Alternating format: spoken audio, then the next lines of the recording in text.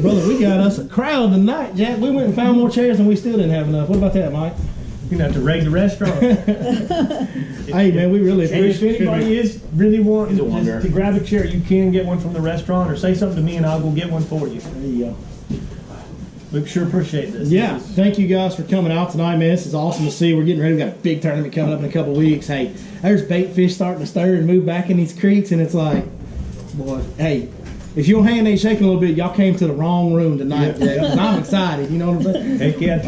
Tuesday on the water with Billy was. It was a lot of fun, man. It showed us everything we really kind of expected, but you know, we went out and we filmed a video that, you know, you guys that are seeing this live, y'all will see the video next week. You guys that are watching on the camera have already seen this video if you watch the channel. But we actually kind of went out and made a joke because this is the time of year where you can catch a ton of little fish, little fish. And we actually went out and made a fun video, had a good time making it. We were trying to catch the 5 smallest fish we could. We were actually culling out our bigger fish of our bag that we were keeping track of. We called it hashtag Dink Patrol. So we were on Dink Patrol, and we succeeded in that fairly well. We did. We very well did. You caught a couple bigger ones. I think I caught one bigger one that we had to cull out. But it was a lot of fun, and you can have a lot of fun on lake, especially if you're a beginner this time of year. There's a lot of little fish to be caught. And as we get further away from this turnover, the numbers of those little ones will continue to increase. But what we saw the other day that's more important, and I'm long-winded rambling because that's what I do, but not as much as I do. That's true. What we saw the other day was, you know, just kind of it brightened our day up because we know that this signifies the beginning of the fall proceedings. Yep. And that fall bite that we all love, where you can, you know, run into those big, massive schools of fish, shallow and deep, and it's just a really fun time of year to fish throughout the fall months. And what we saw was just huge amounts of bait fish, and I'm talking about a mile of it. Yeah. Coming into a creek, just stirring under the surface. And the stuff you see stirring under the surface is that little bait, but I promise you underneath them some more bait that's a little bit bigger. Life. And just alive. And they're coming in, and that means the bass ain't too far behind them, and it's fixing to be game on, Jack. It was neat. A lot of the places that we hit did have the small bait back there first, and that's usually what goes first. Your bait is always going to be the leading edge of the migration. Mm-hmm. Everything follows it. But, you know, as we always try and teach, sometimes we're not in front. Sometimes we're doing the best we can, riding with the fish. Sometimes we're behind the fish looking for the fish. So it was really neat for both you and I to have that day together, and I think we more clicked after we got home. Both of us went, oh, there's A, B, C, D. We're done. Yeah, we're definitely in front of them a little bit right now. Like, I mean, I'm not trying to come here and tell you that we're just wrecking them, catching 25, 30-pound bags on our trips. That's not what I'm saying. But that's coming. But what I'm saying is that's about to happen. That's right. And we're catching some already, and we're having a good time. We're getting some decent numbers. You know, it's on its way. It's awesome. Yeah. And by the way, if you guys have any questions at any time, just throw your hand up, yell them out. However y'all want to do it's fine with us. It's a very informal meeting type of situation here. Well, you know, and on that real quick, what's neat, another neat part about this is there's never a for sure. Yeah, no absolutes in fishing, for sure. But everybody knows anybody that's really experienced it will certainly know when you're confident, it sure makes a big difference. Yeah. And so this knowledge, this little bits of knowledge that we seem to have gathered this week has brought that, at least for me. I definitely have a level of confidence in what's happening, where the lake is today, and what to predict in the next 2 to 3 weeks, no matter what happens. Warm trend, hot trend, we got a good read right now. So let's go into some tournament tactics and tournament stuff for the big tournaments that are coming. The big one that's really coming up real soon. And then we'll kind of maybe towards the end we'll wrap up with some fall migration stuff and kind of how that works out with the deep versus shallow and all that. Okay? Perfect. All right, so I'll kick that off. That being said, both of our good friend and just, you know, Lake Fork legendary angler Mark Pack designed this bait. I think they released it last year. Is that right? Year before. Year before? Okay. So it's still a fairly new bait to the market, and most importantly, it's really not as well known as it deserves, in my opinion. Because this is an absolutely phenomenal bait. You know, if you know Mark Pack, you know his history. The man has designed a bunch of fishing lures, and he even designed tungsten weights originally. I mean, this is the guy that brought tungsten weights to us, and we all use tungsten today.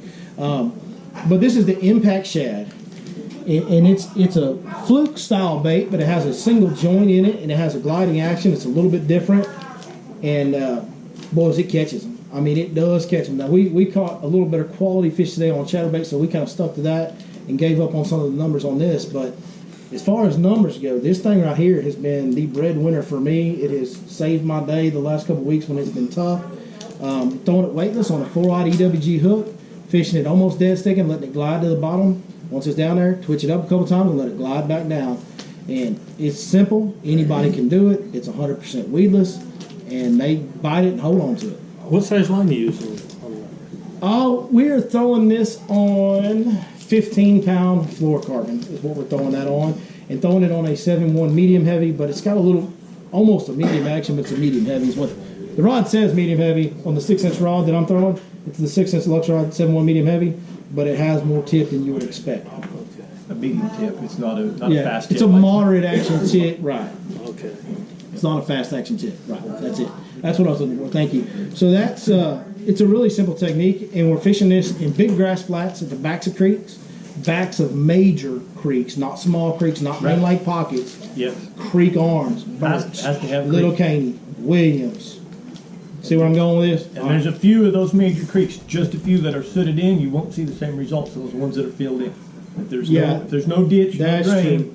it just doesn't happen the same. Having that deeper, sharper creek channel is a big there's deal. a couple of them that I was thinking about this morning that I wanted to check, and then it just hit me. No, there's no drain there. There's no ditch. There's no ledges. There's nothing for those fish to stay there with. And of course the grass, the coontail or hydrilla vegetation is the big deal. And then, if you guys saw the Facebook video I posted this morning of one of the fish we caught and kind of where we were sitting, being out in the middle of that grass flat and finding that drain and that creek channel, maybe with a swing in it, that's kind of more centralized in that grass flat is a big deal to help you catch more fish and catch more fish in a hurry, I should say, is what I should say right there. We got a duck, man. It's a duck call. It's almost duck season, but electronic duck calls are illegal in Texas, so don't be calling me in duck season. How deep? How deep? So the creeks that we're fishing, like I said, I'm out in the middle finding the drain that's kind of centralized towards the mouth of where the grass goes all the way across the creek. We talked about this on video, but Told them to stirring some dirt from time to time. yeah, it's 2 foot mainly on the flat, and then the creek channel needs to be 4 foot. Some of them are 7 foot. Some of them have really deep drops on them. But the flat that we're fishing on is 2 foot. I mean, it's really shallow. The grass is growing right up to the surface, and we're kind of working this thing along the edges and in holes and all that kind of stuff. We talked about yesterday, Billy really was sure to be the first person to point it out, but it's also where you get to the back, you'll get far enough where the grass completes all the way across. And in essence, what that's actually giving is giving a wall, it's giving a stop spot, we always teach, and it's giving a pin spot for those bass as well. They have something there to pin that bait when they attack it. You notice, you think about flashing back to Tuesday, a lot of those flickers were always either in that creek on the bend, the bait where the bait would fly, or it'd be somewhere where they had a pin up. And so just a little more detail to that. So that is something that we talked about, and that's something, I would probably, Mike's got more time on the water than me. He's been doing this a long time. But I think you would agree with this. I've probably got a lot more time fishing grass than you do. Right. Lifetime of it. Yeah. So yeah, absolutely. One thing that I always look for, and I've tried to figure out ways to articulate this and explain it in the past in seminars, but one of the things that's kind of a good way to explain it that I've kind of found here lately is, like he said, wherever that grass goes all the way across the creek, it's not just a rim, right? It's flat enough and shallow enough the grass reaches all the way across the creek for the most part. From that point, going further back into the creek, the first place that creek channels have a junction, a secondary ditch meets a creek channel, or there's a big S-curve in a creek channel. The first dynamic bottom content structure past that line of grass always seems to be where I can just power pull down and catch fish after fish after fish, and also where I can power pull down and have confidence that even if they ain't biting, they're on their way to me. Right. They're going to gather here at some point this morning. They're going to gather here, and we're going to bust them. And what was really cool for me, because you're right, I've learned a lot. I've become a very strong shallow fisherman. I got a lot more to go, but it was the same kind of water, Lake of the Pines, Monticello. It doesn't matter. Yeah, we duplicated it everywhere. It was a very much a duplication. So this is just a way the bass live. And to me, it's no different than a main lake hump or a roadbed or a point. It's where they live. Yeah, these type of structures, like we know that in the post pond, bass use main lake points, and it doesn't matter if you go to Kentucky Lake or if you go to Lake of the Pines or if you go to Lake Conroe, where I'm from, or here. In the post pond, bass like to use long, slow taper main lake points. Yep. Well, in these grass flats, this is no different. Are these little fish or big fish? Yes. A lot of little fish? Both. There is a lot of little fish in there right now. But Yeah, a lot of little fish. so here's Big ones are coming. Here's the deal. The few places that I have out here where I can consistently catch not dings, in that grass situation, are places that have different sizes of bait. And that's another key. You know, everywhere you go right Talk now, about that. as we get into these creeks, it's going to have these little glass minnows and little thumbnail shad type things. That's going to be important. everywhere, and you're going to be able to catch the young of the year. Is what I like to call them. A lot of Are the big fish moving up right now, or? Well, yeah, they are. But here's the deal: in the fall, big fish, it's all bait related. So if you have a source of bait, like the creek we were fishing in, it has brim, and you guys were with me this morning. It has brim Start with the little ones. about this big, Little big. and then there's little like this. Now there's young of the year and pounders and pound and a halfers and even 2 pounders that are chasing this, and then there's 4 to 7 pounders that are eating those brim. So it's about having not every creek has 2 different kinds of bait. There's another creek I fish a lot that has a huge source of gizzard shad, and they're just residential to that big, huge grass flat, and they live there all year. And it always has big fish back there, and they never leave because the gizzard shad never leave. So it's kind of like what they say, you know, if you want to keep, huh? Well, we got this map chip thing. Yeah, yeah. So here in a summary, real quick, I think I can talk about it. If we were in a gizzard shad scenario, we might have been throwing a big buzz bait with a large blade and a large profile, maybe the 7-inch impact shad behind it. If we come into where we found brim, we're going to throw brim colored. I may throw still a big brim buzz bait or a brim frog or a brim swim jig or chatterbait. If you're on the shad, you're on that small stuff. Remember, downside, don't be trying to throw a 5-inch or 7-inch impact shad when you're fishing for a 2-pound bass and they're eating this kind of bait. That's something with a buzz bait. It's always a good bite in the fall, but one of the biggest mistakes is match the blade size to the bait size. So if you're on small bait, small blades. You know what, I Bigger think bait, bigger blades. if you'll hang on a little while till we get to some of the fall migration, I think that's going to maybe answer your question better. Because Absolutely. you're asking if they're moving in. We are going to get to that. We are. Do you have anything technique, tactical? I do. Come on. Now, some of you guys have been here before. First time we talked about the ruler and the things like that for tournaments. Last time I talked about unders. Billy's kind of covered the unders. That map chip, you guys need to get it. It's got the unders. I'm telling you. By the way, if you guys are looking for a map chip tonight, like I told you, my business partner is here. He did bring some. Mr. Glenn, raise your hand for him real quick. That man in the red skin right there. So he does have some map chips here tonight. If y'all would like to buy them, just let us know. That tournament map chip's got the unders. It's got it done. They're there.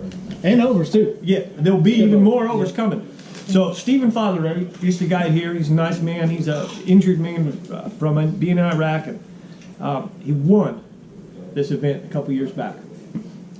I had clients that I get every year that fish with me during this and ask, what should we do? And what I'm going to talk to you tonight is about commitment to win it. One bite. One bite. Okay? I'm going to tell a story for us because this is a true story. You can text Stephen Father Ray about it. You can ask my clients if you'd like. But they said, if we want to cash checks, what should we do? Things we're talking about. So we want to win it, what we should do. I gave them 2 waypoints that tie on this tree is first choice, tie on this tree, second choice. First choice is where it's going to be one at, tie on that tree. Fish all 3 days, tied to one tree. That's hard to do. That's 24 hours tied to one tree. Fish the area and do not leave if you want to win it. So I didn't see them until Sunday morning. When I saw them Sunday morning, I said, how you doing? Or Sunday afternoon, I said, how you doing? They said, we're terrible, we're really disappointed. We blew it. So how's that? I said, well, Friday we didn't go to your spot. Saturday we didn't go to your spot. And this isn't about my spot. This is just about the commitment. Okay. Then Saturday night we tell each other, hey man, maybe we ought to try that tree Mike talked about. So Sunday morning at 4 a.m. we roll into that area and we're about ready to come up to that where you had that waypoint give us. And I'll be darned, there's a boat tied to that tree already. I said, well, bummer. And they said, that's not the real bummer. So the real bummer is, we said, hey, good morning, how are you? He said, I'm doing great, I'm leading the tournament.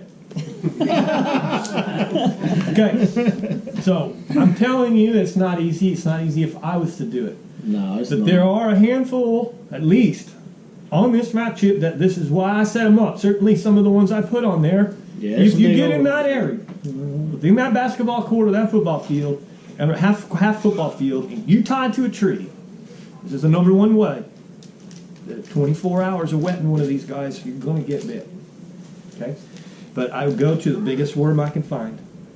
Oh man, it's jelly worm. This old man's jelly worm. Purple is my favorite color, black grape. I'm going to pass you guys take a look at this. Even a bigger worm by UV light. It's got this, you can pull the skirt out of it if you want. But commitment to something like this, a large worm. The reason I do the large worm is I put a 1/4 ounce tungsten, peg weight, Texas rig. Most of those spots are going to be tree oriented. Okay, we understand that those big fish actually live in those trees. The bigger they are, the more they use those trees like a deer bedding down. And they leave those trees to feed. So there'll be near points. They can migrate a quarter of a mile to a mile.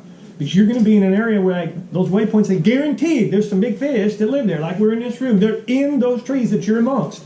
And this bait rigged light, and it falls so slow. And it comes through those trees. You're not going to get hung up as much, and it's a giant profile. If you can commit, if somebody told me, Mike, next year, the only thing you're allowed to do is fish this event, can't fish any more of the year, that is all I would do. I got about 12 trees that I would choose. I'd find one of them that's not tied to it. I'm going to pick one, and that's going to be my tree. What size hook do you put on that? A very large hook. I'm going to run in the more like an 8 or a 9 in this one. Yep. And in this guy, sometimes I'll run up to a 10. It's got a skirt on it? Yep, it's got the skirts. The 10-aught, to me, if you're going to fish anything that big, the 10-aught on or beast is the way to go. That thing's got a huge, wide gap bite on it, Right. and you're going to want to fish it. And I'm stealing some of your deal here, but the biggest rod you got, the biggest line you got. Right. Remember, it's a one-bite thing. It's a one-bite thing. You are trying to win it. When hit that worm pretty hard. Usually they I'd eat fish it. with A a bigger 10-inch fish. power worm. Here's the thing about those really big fish. It's rare that they mess around. It's the mountain lion of the water. It's the king. When he decides to do it, he sucks it in. Yeah. It's usually one, and then he just eases. He ain't no hurry. He's away. That's right. So a lot of times I can add some tactic to you. It helps you get some confidence. Most of the time in these tournaments, once you fished a spot once, if you untie, you'll never fish it again. There's so many people. Yeah. So I Especially would the like to sealers, tell you, if you happen to have a great quick spot where you could pick up a few unders and go to this and tie up, what happens is you want to go away those unders. Who's fishing in the Mad Dog tomorrow? Is that stringer still, or is that hourly now? Stringer. So stringer tournament, now different deal. Totally different. We're sitting here talking about the Sealies. I know some of you guys are fishing Mad Dog tomorrow. 1 hour, 400, yeah. Yeah, you only have one. So in a it's Mad Dog, I would do the opposite. it can be important to get them 5 unders in there before you do Darn right. this in a stringer tournament versus in the Sealies. Man, I'm gonna be honest with you. If let's say that I wasn't a guide and I'm coming to fish the Sealies, I did fish the Sealies before I was guiding, and I would always go try and catch unders and make sure I got my money back. But that's because I was broke. Like, I want to get my money back first. And so if I was going to fish that today, I would do this. I would want to, now my kind of mentality is different. Like, if you want to try to win it, Try to win it. this is 100. The commitment deal is 100% the way to go. I said, I'm going to be silly. I'm going to be McFarland, all right? You told the coach in baseball, I'm going to hit a home run. You got up your first 2 swings. You swung like you wanted to hit, and then all of a sudden you got to bunt the ball. I'm all about that. We got to know where this tree is. Well, there's a map, Chief.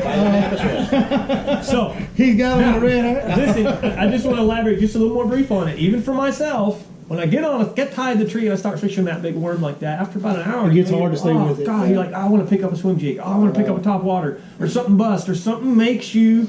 That's the fight. Okay, that's the mental game that you're challenging. If you spend enough time, you're probably going to get the bite. The bite part can happen in the right place by accident. Only takes one bite. That's right. That can happen by accident. It's really The hard to fish for unacc- one bite for 3 days. The unaccidental part is What that right size there. weight do you put on that big old worm? No more than Quarter? 3/8. I like a quarter because 3/8. in the bigger worm it falls slow. And the reason I'm doing it gives them they're suspending most of the time in those trees, I know. and it gives them time to look at it. It doesn't go by them too fast.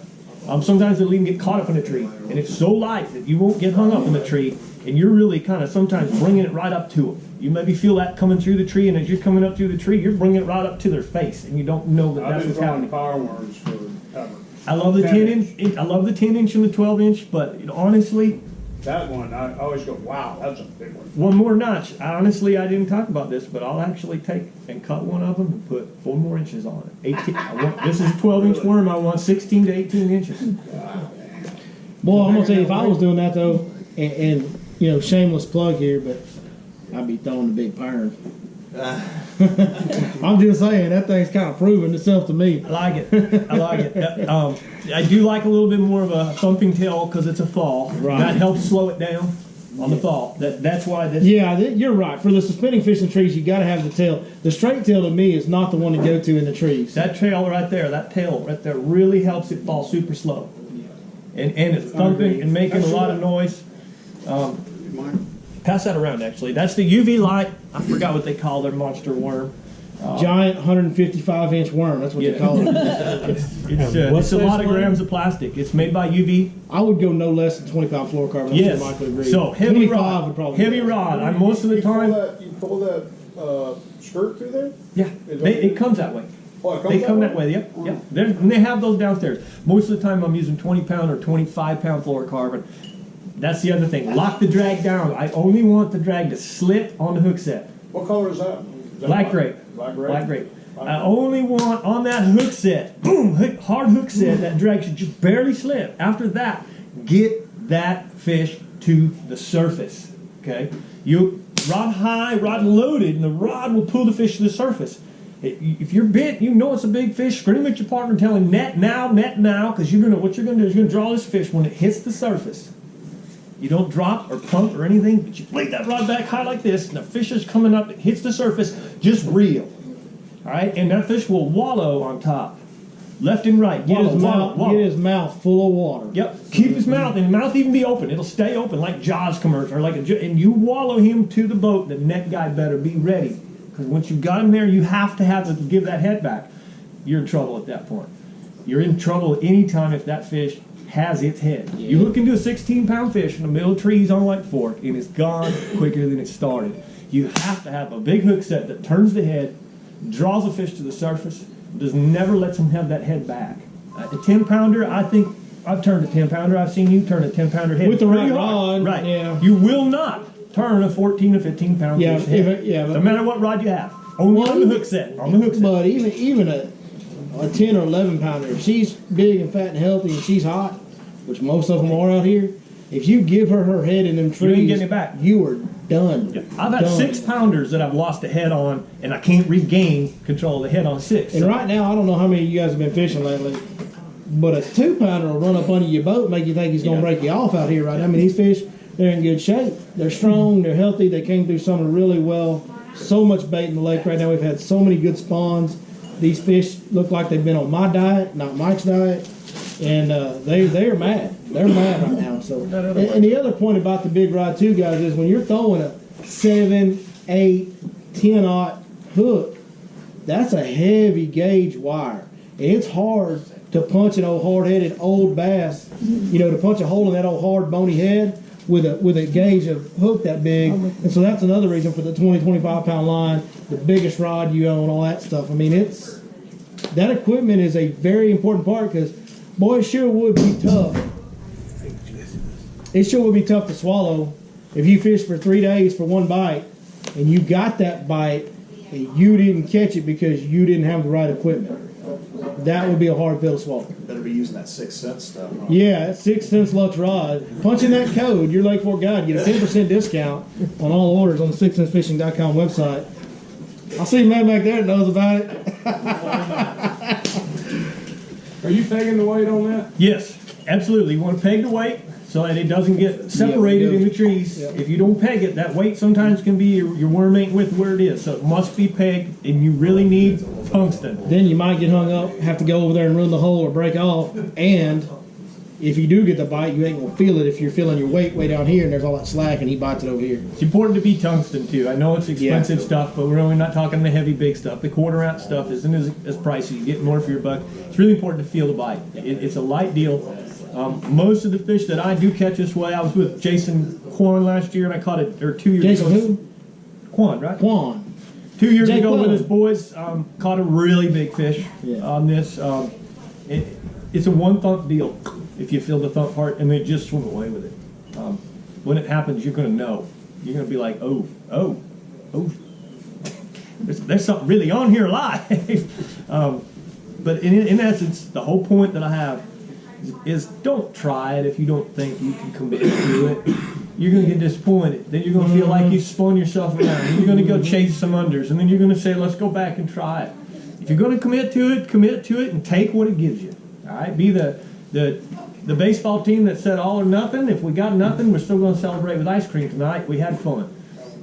Because the all is a truck and a boat, from what I understand, and that's what could keep me doing it for 3 Lot of days. stuff, man. That's Lot of for some stuff. people that's a life-changing event. $100,000 to change your life. Hey, I'm gonna be honest with you. For me, when it comes to that kind of stuff, the all is winning and beating everybody in the field. That's right. Who cares what? Hey, it could be for $100 and it could be for $1 million. I'm just built that way. If I'm gonna sign up and compete, man, I won't beat you. He I is. won't He win. definitely. I think he could fish 5 days in a row for a Snickers prize if you bet. If you said it right. I'll challenge you for a Snickers. It's game on. Let me tell you something. I will definitely.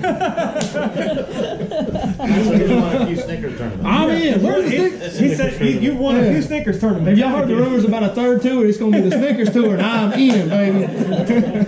So, even for me, guys, a lot of times when I'm on that, I find myself, I do throw a big jig. I almost tell myself not to tell you that because I want you to stay focused. I do like a big jig myself in the water, but you're going to lose a bunch. Don't go get them. Get tied to your tree, don't go get Man, them. here's the deal. I'm gonna tell you, seasonal pattern. I'm not saying that the winning fish at Sealy's might be caught on a big jig, Might be a caught on a swim bait. but when we get to the end of summer, early fall, once you kind of get to July 15th, basically out here, maybe July 20th, this becomes maybe not this, but a big profile worms, no worm doubt. becomes a better deal than a jig. You will get more bites, and the size of bites doesn't change. It's not like you're going to get smaller bites because you're not throwing the jig, which is the big fish bait. It's just, May, June, first half of July, the jig gets more of those big bites.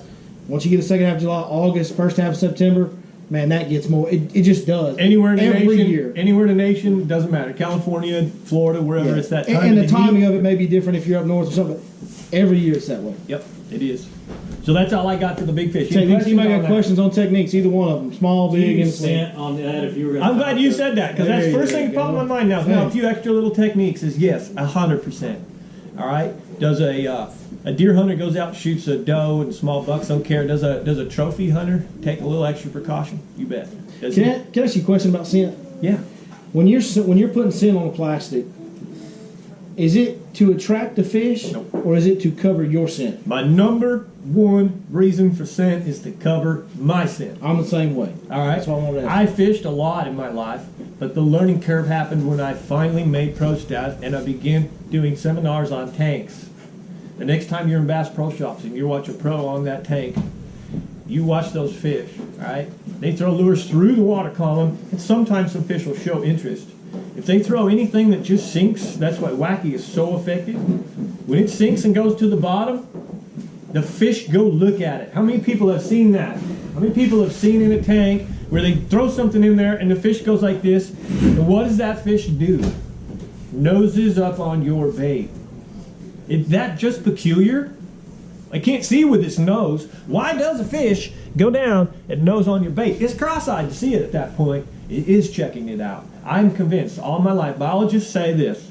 A fish's noise is 10,000 more noise than a dog. The fish doesn't use it like that. Fish does not hunt. Catfish will hunt with a smell, but a bass doesn't hunt with a smell. Well, some saltwater fish do. Some saltwaters, but we're staying with our Bass are bass. mainly The bass visual. do not. You can't. The bass isn't going to be 6 feet over there and go, ooh, crawfish scent. Where is it? That does not happen. So number one, masking my scents. Great question. Yeah, because so here's the deal. Garlic is one of the more popular scents out there. Our friends at Lake Fork Tackle are famous for, you can smell it outside the shop when they're poured and all that. Garlic's a really big deal and it's worked really well for fishermen for a long time. I'm pretty sure they're not selling Italian food down there on the ledge Right. with the main lake point. But here's, I'm glad you the said that. garlic has salt, it has a stinky odor to it, and it covers up. And here's number your two. scent. Here's number two reason. Number one, mask my scent and the scent in my bait. There's pyrosolid plastic. You ever open a bag and go, oh, God, that smells like plastic. It smells like plastic, Okay. which it's just not natural to their world. It's not that they go, man, that stinks. It's just Not normal. It's a defensive, Rebecca. They go, whoa, It's like a deer that just stuck his tail up Right. at you is what it is. Number two reason. Science and biologists have proven that when they do eat crawfish and they do eat shad and they do eat brim, they do taste salt 100%. And there are some, what they call essences of garlic, believe it or not. So that does. They do have Italian food out there. I apologize. We all have that. We all have that in for some reason. And I can't remember where I read this, but it was a biological study. They mainly talked about the salt. The salt That's was pretty more, much what garlic is, salt. and so combination, is it really the garlic, is it the salt? But the point being, number two, is now that fish, he's chomped on it. So he's bypassed any bad sense. He says, I like it. Sucks it in and chomps on it. When those crushers crush it and that water goes through the gills and over that tongue, now they get the salt, which is blood. What's blood? Salt. Okay? So that's really all it is. They're crushing a fish, blood's coming out of the fish, they're tasting salt. Hey, it's good. It gets down deeper in the gullet. They hold it longer. So number one, mask my scent. Number two, a fish hold on a lot longer. Now I can tell you there's a Berkeley, and then there's the Berkeley, is it called 45? Well, I just know about power bait and gold. They got that's what the Berkeley power bait now. They got something called it's 45 times stronger than. Oh no, yeah, they say the fish hold it 45 times longer. That's right. All right, they can't put that on the package if they have not proven that. That's false advertisement. That's the first thing they'll tell you. They have proven that in tanks, of course, not on lakes. But that worm gets bit even more than their other stuff. All the pros are using that big time in the what do you call it, the FLW well, not so much anymore, but the fishing little worms. fishing little worm theory. So the deal with the fishing little worms there is a joke because once upon a time, this actually comes from our buddy Mark Pax is actually the one that I heard this from. But Hey, the elites were just fishing. back in the day, the FLW tour seemed like they were always on these lakes where, it was like 10-pound bag per day, 8-pound, just tough fishing, and everybody was fishing a shaky head and a drop shot. And they were all fishing these tiny little worms. And so Pac started calling it the Fishing Little Worms Tour once upon a time. BASS is power fishing. They tend to target the times of the year, the big lakes for the big sack. FLW's kind of changed more to that now. Used to be the opposite. But even in BASS, they were just doing a little flatworm. The Berkeley 45 times whatever. That's just some dang smallmouth, man. Don't nobody care about smallmouth. Dang, smallmouth. 25 pounds of smallmouth, say. I'm in on that. They almost had 100 pounds in 4 days of smallmouth. Who's in for that? Come on. I'll take the Century Club even if it's sand bass. Yeah. So since... Speaking of 100 pounds, How often would you put it on? I mean, if you're Okay, now I was going to finish. Let me finish. Yeah. Scents. Now, all my life I've gone through a ton of scents. About 20 years ago, I even used to take a spray on my hands before in the morning and get my hands so I wouldn't, That bass cologne. and I just wanted to make sure. I was a little overwhelmed. Now, through the years, I've gone through all these cycles of different scents. And the one annoying thing as a fisherman is they've always had oils. And you get in your carpet, they get on you, and they last forever. And your lure, when you put your jig in it, a week later your jig's screwed up. Real-time rods makes the real magic, and it's the first that stuff's good. a biologist, chemist, made this. And it is all compounds. There's no oil. We have no clue how he's done this. But when you put this stuff in the bag the night before, you fill the bag with the liquid, put a little bit of salt in there. The next day, it is in the worms, and the worms are silky smooth with no oil on it. And I've found that's the best in all the years. It's progressed from Procure to Bang Spray to Gulp Spray to Smelly Jellies, on and on. Right now, that is the coolest stuff because there's no mess. I do it the night before. It's real simple. Impregnates the whole bag, and they eat it.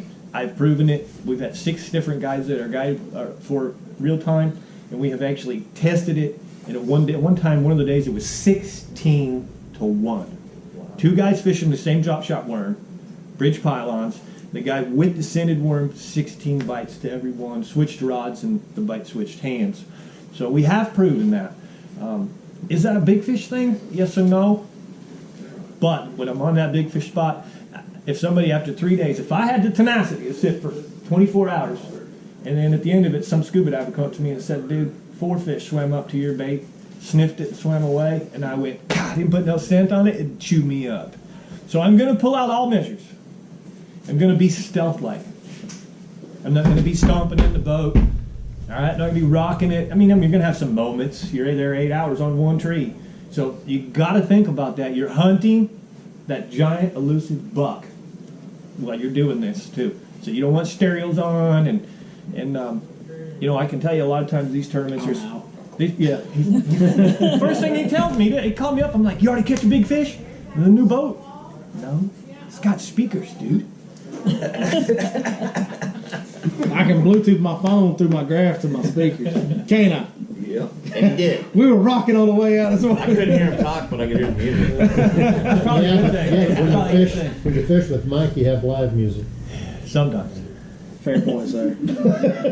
You want to go? Let's get to migration because we're kind of getting short on time. Is there any- But any questions on the big fish stuff? If you have some more, private message me or text message me or do anything, you send it on. Ask me a question on one of the shows, and I'll do my best to help you some more. That's all I got for it. You turn the electronics off? I do. Once I'm on those spots, absolutely. There you go. Electronics Good off. one. Good one. Absolutely. Don't need the grass running. Don't need any of that stuff. I don't need my trolling motor in the water. I don't need the stereo running. I don't want my aerator No running. spot lock, just tie up. It's a one fish deal. If I catch it, we're going in. I don't want two little dinks on the live one with it. Turn it on all the time. Yeah. Good question. All right. All right, migrations. So, just to kind of, which we've actually, I think, did a video which we replayed here not too long ago, kind of about this. But we're always learning more, and I think I probably know more about it this year than I did last year. I think you probably feel the same way. Oh, I do because Because of you this is- teaching me the shallow water Well, for sure. it's a constant learning process out there. For no matter how much you do it or how long you've done it, Always. you're always Always. learning Always. with fish. But the kind of the process starts with the turnover, which we have experienced. We've experienced some of, and I think it's kind of basically more or less the actual turning over part is done. Yes. Now we've just got to let everything kind of start to progress and settle away from it. But when the turnover kicks off, it drives a huge percentage. I would say the vast majority. Would you? I would say at least 50%, if not more. I Much think it's higher. probably a more. I think it's a pretty overwhelming majority of the fish. in It's the a lake lot. It's all the bait almost. Go I mean, all shallow. the good stuff. Yeah. They go really shallow when the lake turns over because of the depletion of oxygen. And I don't want to get into another turnover seminar, but so that's when it happens. And these fish go shallow and they go wherever's convenient. Secondary points with a deep drop, and they just get tight to the bank, and they start making their way in. And the reason they do this is because of the lack of oxygen, and the shallow water is always going to have more oxygen at that time. Now, it's not that every fish in the lake immediately goes to the back of the creek, but during the turnover, you can catch them much better in the very backs of flat, shallow creeks because it doesn't turn over. Because it's not deep enough to set up a thermocline, Yep. so there is no turnover. Now, there may be a little bit of that bad water that gets blown in there or whatever, That's all you got to watch. Too. but it's not going to be nearly as negative of an effect in the back of a really shallow creek as there is on a main lake, on a secondary point, something like that. So even though those fish are there on the main lake, they're much tougher to catch than fish are on the back of the creek, but they're there. So they're just kind of biding their time, picking off what they can. They feel real good. And then as where we are now, as the turnover starts to fade and things start to progress out of that, what do you know? Here comes these bait fish. They're looking for oxygen-rich water, and the backs of these creeks are the best.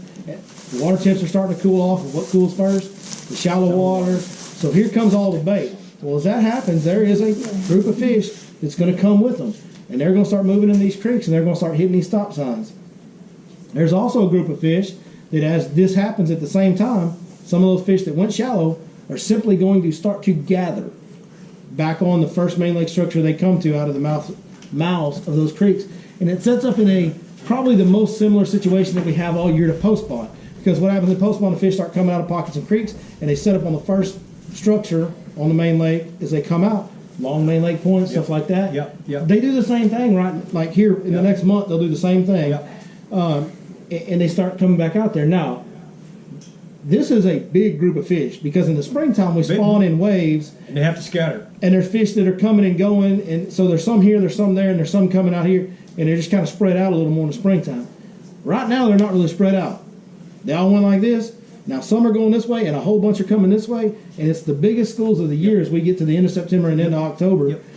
Will gather on these main lake structures.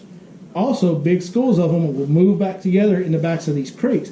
And that's why you can get in these situations in the fall where now the oxygen's getting better. As we go forward, the water temps will continue to drop. And as this happens, the fish feel better. They're in their happy place and they're hungry because they don't eat much during the turnover. Anybody that fishes it knows that. They're hungry. Winter's coming. They know these females are about to start gestating eggs here in a couple months. Yep. It's all happening. The egg deal is what really turns the females on. That puts a demand on their body for more food. And as that starts to happen in October, November, then it all just accumulates. And these are kind of the situations that basically what happens is you just get the biggest schools of the year, and they got one thing on their mind, and it ain't traveling, and it ain't spawning, and it ain't nothing but That's a key. eating is the only thing they care about. What I did notice too about the shallow waters in the past couple of years, as I'm getting stronger with it, is that they really use a lot of the same systematic migrate in and out as they do in the spring to spawn. But remember, in the spawn they have to scatter. So that when they come up together in group, and when they leave that main lake point, they scatter.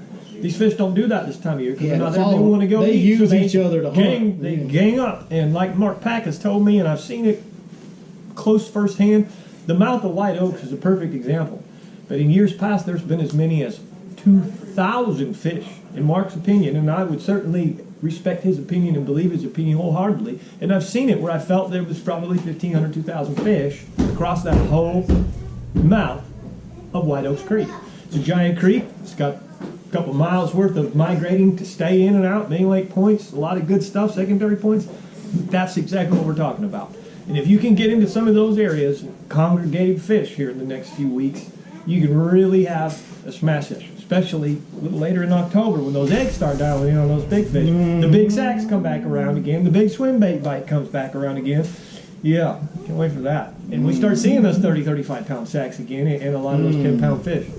Mark Pack had a 10-pounder today. I'm not sure what he caught it on. I don't know if he caught it on either, but he did catch 10. We are starting to have the big Those fish customers come caught up 10. again. Another guide out there had an 8.5 today. So you start to see, we had a little, 3-4 week realm where this big fish kind of got evasive. Very few. And that's because of the turnover.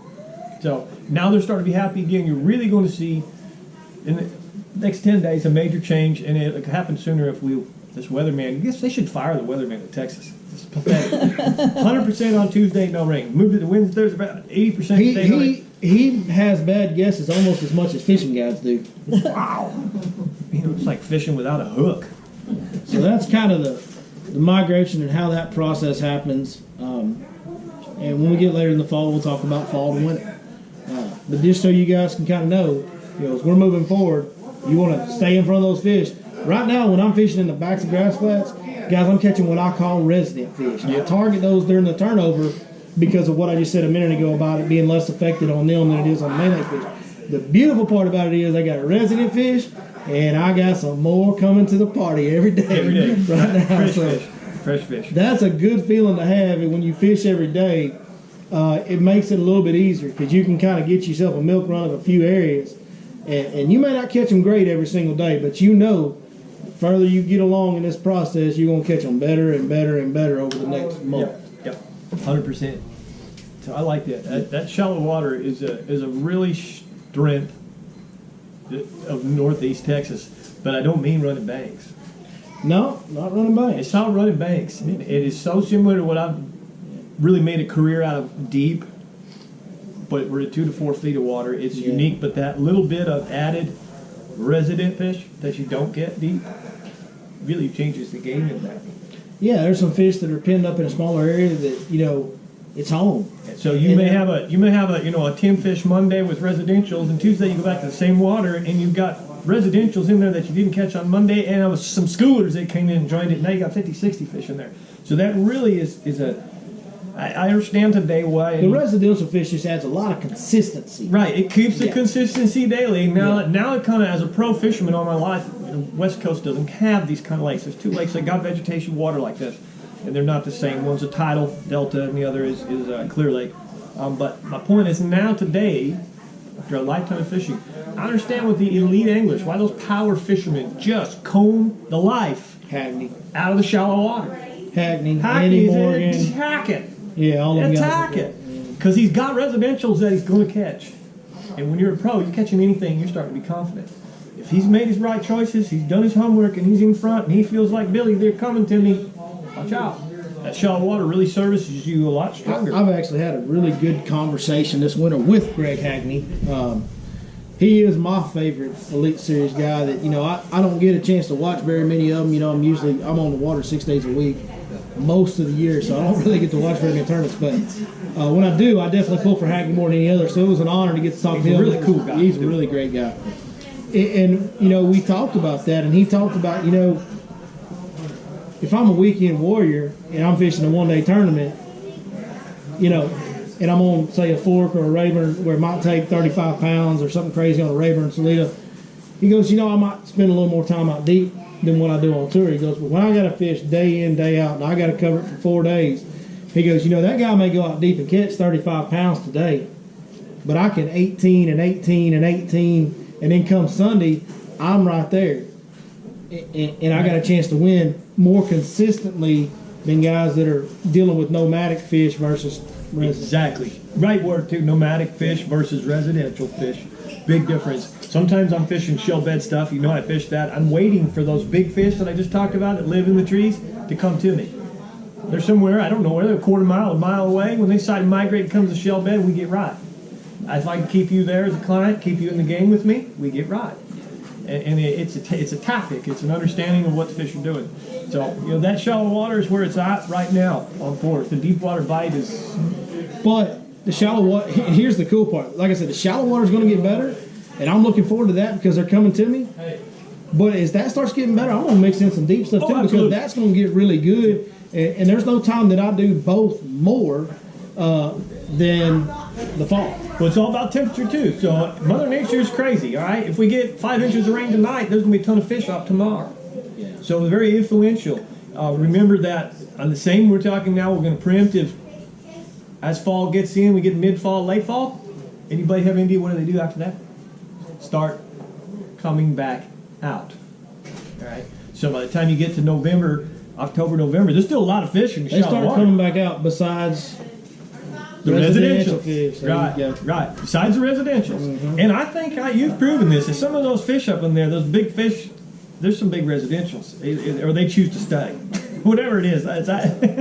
You had some big fish in December that I scratched my head and said those aren't supposed to be there unless they're residential.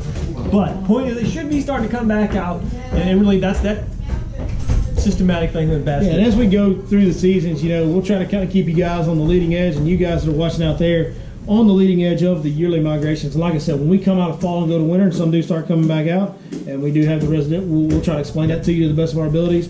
And the What's same your water thing temperature? That's what does it. The same thing on the pre-spawn, which happens a lot earlier than most think. That's one that, listen, I love fall fishing. I mean, October, November in particular might be my favorite month on this lake.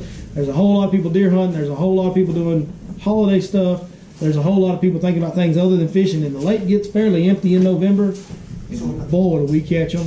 So November might be my favorite month of the year, but I am really excited. It's happened a few years in a row for me. And that January, February deal, it's not every day because you do get foul weather that time of year. Sometimes it can kind of mess with the bite, but it is such a consistent bite on the good, decent to better than average weather days. Warm trend days. And man, do we catch some big bags of fish consistently. It's awesome, and I'm excited to teach you guys about it because there's more than enough of it to go around. It is, from what I have seen, very untapped on this body of water during January and February. 100%. New Year's Day is, to me, is when pre-spawn starts. That's just my personal There are fish, no doubt. But we've had them on. We put them on camera. There's been some evidence recorded, you might say. So in essence, I guess what I was trying to say a couple minutes ago is you yourselves, no matter what we're on or what we're saying, let's say it rains tomorrow and in 2 weeks from now we have just a blistering cold front for 3 days and you launch your boat and the lake dropped 10 degrees overnight. You don't have to wait for Billy and Mike seminar that Friday to tell you, hey, things pulled back out. Follow me? So try and get your heads and wheels turning too. That what makes that happen? Just like in the spring, what makes that happen? Warm trends. So we're getting January, February on the better days when that 2 foot of water, warm trends. In fall, you get better when that cool water, or that shallow water, cool trends. Yeah, throughout the year you hear people say, well, post-frontal conditions are tough, but I would pay money for post-frontal right now. All fall. I'd love to be the day behind a big old cold front for the next month. Love to be if we can lose about a degree every day, I don't mind a degree to 2 degrees. The Florida string get finicky after about 2 degree change. They have to acclimate. Stability is a big deal. Bass on the west coast can take up to 5 degrees and still eat. These fish, 5 degrees, you ain't normal none of us are going to give them a bite if it happens like that. Overnight, 5 degree change, these fish are real tough to catch. But I would love to just see a tapering deal from the 80, we're at 80, about 83 today, was it? It was 83, 84 this morning, got up about 86, 87. A degree every day. And I'm happy. It's just going to get better, better, better, better, better. Anything dramatic makes things either happen faster, escalates, or hampers. Any questions out there? Yeah, when you go into the back of a creek and you said where the grass kind of comes all the way across, Yeah. What's the main visual thing that it's just that it's after that line that you decide to put the power poles down, or what visually do you use? So Or I'm is it gonna side scan to determine inch of grass? Or couple side scan's a great tool in that situation. A side scan will show you that grass that's growing, that's under the water, which is important to identify. You can't always visually see this grass. And I'm not talking about matted grass now. I'm talking about just grass growing up off the bottom. Sometimes stalks will reach to the top, sometimes not. mostly submerged. Yes. So once I have a Or matted submerged or whatever. grass that goes all the way across that creek, side scan is a great tool to identify that. Now I'm going to get on my contour map. I'm going to use side scan. A couple other tricks I'll teach you about here in a second, but that's the main tool. And what you got to find is the first dynamic feature. Multiple creek bends, a secondary channel joining a creek is my favorite. Where a shallower channel, maybe 2 foot on the flat, 4 foot in the ditch, a deeper 6, 7, 8 foot main creek channel, where that comes together, that's a main lake point to me. You know, even though it's in the middle of a flat creek, it's only 2 foot on top. That serves as a main lake point for those residential fish in that shallow water, in my opinion. And I've proven it, I think. 100%. It does. Because it's There's just, no ifs, ands, or buts. we will literally sit in that place and catch them just as if I was on 20 foot of water. Give me a main lake point. Chicken Ridge. There you go. Just if I was on Chicken Ridge in June and sitting there making the same cast across that point and catching them, I'll do the same thing in 2 foot of water back there. Now, here's a top secret guide trick. Don't tell nobody, okay? I grew up spending a lot of times in the woods. You know, I grew up out, when I was a kid, I was outside. A Nintendo had just got invented and my daddy wasn't into it. So I spent a lot of time outside. And my dad was just always really into nature. You know, when I'd walk with him in the woods or be with him in the woods, he's always talking about this tree or that tree, and I thank him for it every day now. When you look at a creek, when you go into the woods of East Texas, and you look at a creek that runs through there, well, that's the channels that we're fishing now out here. There's always these big stumps that grow on there, and they're live oaks. Bigger oaks. Live oaks grow bigger than just about anything. They grow taller than just about anything out here except for a pine tree, and they got a bigger, way bigger trunk than a pine tree. Big key is they hold their leaves longer throughout the winter, right? So they need more water than anything else.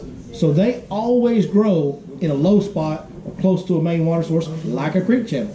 When you get around a creek channel, if the lake's low like it is now, and you can see stumps, but all you have to do is look for them big old live oak stumps. And if you can see the bark still on them, it helps a lot. Not much of that left out here anymore, but when you can, that helps a lot. If the lake continues to drop, you'll start seeing some bark, because down there there's bark on some of them oaks when you get down deep enough. But if you can learn to identify the live oak stumps, you don't have to have a map, you don't have to have side scan, you just mark, and they will literally go, and you will be able to visually see a creek channel by those live oak stumps. The other thing Top is, secret guide trick. yes, I'm going to add another top secret trick to this too, just because for fun. The other thing is we were talking about the other day, you can look at your shoreline contour, not the lake. Look at what's there, and you'll see the drains coming. Right, So because we that have a high couple spot drains. funneled it, right? Yeah, and you'll be able to kind of look Mhm. at your shore contour and go, well, man, that's kind of representing, these two creeks come down through here. That can help you. You got a bank that's flat, and then all of a sudden it gets steep. Well, that creek channel swung in there because that water funneled down in there at some point. Yep. So, And that's your drain. So that helps you identify what's going on. If you'll see a bank that's embanked up, that bank, one side's flat and the other side's up, well, that's the It's over swing there. side. Yeah. That's the clean side. Now, this is super, super, super high tech. Guide secret. High all tech. right? Uh-oh. Water goes down and you're seeing them big live oaks that he's talking about. If there's ever anything green growing out of them, if you go past them without flipping the bait, you blew it. You blew it. Remember that. If you ever see a big live oak stump in a creek sticking out of the water, why is that, Mike? that's love to hang out something. And that green at that top, it's green. It's associative to the fish. Don't know why for sure, but I know why. I know they're there for sure. Every time there's green coming out of that deal, Can I take a guess? you probably have a good guess. That vegetation attracts life. Sure. Be it insects or whatever. Sure. Well, what eats insects off the surface? Brim. Brim. What eats brim? Big bass. If you want to catch the owl, study the mouse, boys. Come on. Hey, hashtag Bumpfell right there. Put it in the comments. But yeah, I mean, seriously, and that's studying the mouse. And now I don't know what do mice eat. Who knows what mice eat? Cheese. So the bugs, I'm studying the cheese, right? I'm studying the cheese now to catch the owl, right? Yeah, but that's it. It's an Italian food again. There's that tell you. Maintain food. All right, any more questions? Gizzard shad. Yes, sir. They resident back in the creeks right now? Or? So, we talked about this a lot this summer. This was a hot topic between me and him, just on phone calls and just talking to each other. And this, I could go on this for a whole other seminar. I'll try to make it brief as possible. I know there's some gizzard shad that live out deep on the lake in the summertime. I'm sure there is. I think that there's a whole lot more gizzard shad that live shallow, okay? Maybe year-round, but especially in the summertime, they like to be, when you have grass. I've just visually seen massive schools of 2-pound gizzard shad in grass where they just swim by my boat, and there's a school bigger than my whole boat going right in front of me. And I'm like, whoa, it blows your mind. But I've seen it year after year now. And so I think there's a big population of gizzard shad that stay shallow and stay residential in the year. And I think that when we are throwing these big jigs and these big worms, what color do we always throw, guys? What color? We throw a green pumpkin or a brown, and then when it gets hot in the summer, we throw a red. Well, what does that color represent? A brim. Yeah. And so I think... Actually, even sometimes them gizzard shad, I didn't see their bodies get red too. Okay. They get that reddish color Well, sometimes. I just personally believe that Yeah. the big bait that you see schools of offshore in the summertime, Absolutely. I think Brim. a lot more of that is brim Yes, than sir. what I've thought in the past, and I now think more of the gizzard shad are still shallow. I'm sorry. I've just caught too many big swim bait fish. I've seen too Yep, many big yep. gizzard shad. I've caught them on big chatterbait. Stuff like that that represents a gizzard shad. I've had too much success on that in the heat up shallow, and then everything that we use out deep kind of represents a brim. Yep. So it Good works point. effectively. So, and then I saw a floating brim this year that was just bright red in July, Yep. and here we are, we're all throwing red worms. That's the worm color choice What do you of this know? year. Yeah. So- Let me ask you a question now, just to have. I'm thinking here in Lake Pleasant, the gizzard shad are 85 to 100 feet all year long. They never really come out. It's just Well, I bet they ain't got no lake. grass. No, just keep going. You've had them gizzard shad back there, and I'm just talking. You and I do our thing right now. I'm talking. You've had them back there even in December, right? You've seen gizzard. Yeah. Oh yeah. No, Now- everybody kind of accepts that they're there in December. Now I mean, I'm that's kind of clicking on. common Remember thing. when Duplessis was talking about a lot of those fish that now are going back there? The big fish finally get back there.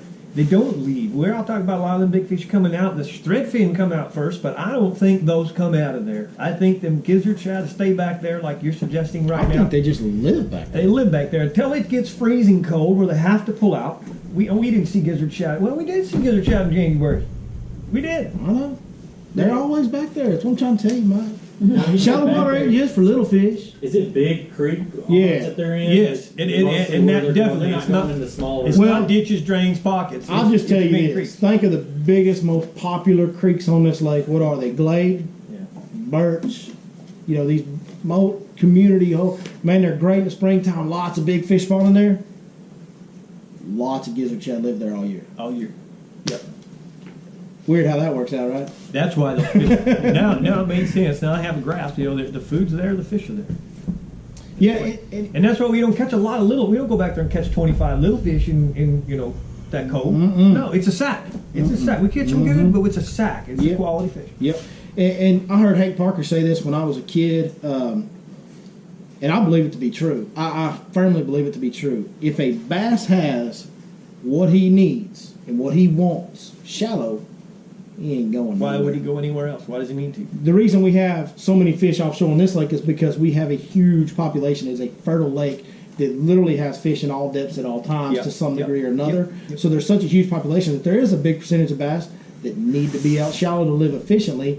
There's also a big percentage of bass and big ones that stay shallow and never leave Well, in pressure. because they have what they need. If they've got oxygen shade with grass and they've got gizzard shad, Yep. and the smaller bass and the smaller brim have minnows and glass minnows and little thumbnail shad, why are they going anywhere? They won't. Another big reason, and this is a scientific study. I had a lot of people complimenting me on some of my scientific stuff. This was true scientific study. Probably Google and find it. Years ago, they took a lake and they closed it to fishing. They wanted to study the bass and how the bass use the shallow water. And let skiers for 6 months ski on that lake. And the bass were in the shallow water 80% of the time. They opened the lake to fishing within 2 weeks. Over 50% of those bass begin to be offshore. So there is a combination Yeah. of our pressure adds Yeah. some equation to that. But they did still have a percentage of fish that chose to stay in the shallows, regardless of the skiers, the fishermen. It didn't matter. They lived there. I think the same applies to the gizzard As long shad. as If the as long as gizzard there's shad has what he oxygen in wants, food. and a gizzard shad is primarily a filter feeder, he's going to eat, Yep. you know, what do you call it, scientist Plankton. guy? Plankton. There you go. Well, all that algae and that stuff, well, there's no place richer with that than a grass flat. Right. And so Yep. a gizzard shad's got an unlimited food source, therefore a bass has unlimited food source, so forth and so on. So, yeah, there you go. Good stuff, Billy. Thanks, man. Yes, I sir. I take a. I'm like those weathermen. Sometimes I guess right. Most of the time I'm wrong though. So. They get paid out of the way. Well, I got to keep them coming back. So I guess I got good jokes. I don't know. Got good jokes. I think we're gonna wrap it up unless anybody's got anything else. You good? Any questions over here? Anybody? You know, look at you hiding back in the corner back there. I see you, Jay Wynn. All right. Well, hey, thank you guys for coming out. Thank Lake Fork Marina. By the way, I wanted to say this in the beginning. I'll try to say it next time in the beginning. Prime rib special every Friday night. We're here every other Friday night. Prime rib special right across the street at Tiffany's. It comes. You've had it. I know you have. Good, huh? It comes Billy Lawson approved, if you Yeah. know what I'm saying. So check that out. And awesome, man. We'll see you guys in 2 weeks. If you have a topic that you want to hear about or you want us to discuss, please let us know. Email, comment on one of the videos, something like that. We'll be happy to cover it. Thanks, Mike. Appreciate you doing it. You Thank too. you guys for coming. Thank you.